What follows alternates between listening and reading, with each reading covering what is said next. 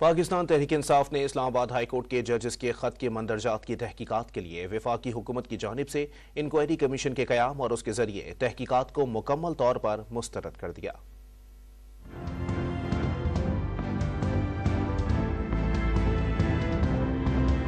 पाकिस्तान तहरीक इंसाफ की core committee के हंगामी इजलास का एलामिया जारी। कहा गया कि मुल्की अदलिया और कानूनी मफाद से जुड़े हसास तरीन मामले पर चीफ जस्टिस की वजीर आजम से मुलाकात पर निहायत तशवीश है। मामले को अदालत उज़्मा के लार्जर बेंच के सामने रखने और खुली अदालत में इस पर कार्रवाई के मुतालबे का इआदा किया गया। कहा गया कि हाई कोर्ट के जजेस के मुतालबे की रोशनी में जुडिशल कॉन्फ्रेंस भी तलब की जाए और हर सतह के जजेस को इस मौजू पर हक़ाइक़ कौम के सामने रखने का मौका दिया जाए। इससे कबल मीडिया से बात करते हुए PTI रहनुमा बैरिस्टर गौहर ने कहा कि जजेस ने सुप्रीम जुडिशल काउंसिल को इसलिए खत लिखा क्योंकि वो जजेस के कंडक्ट को देखते हैं। खत में ताहाल मदाखलत का इम्कान जाहिर किया गया।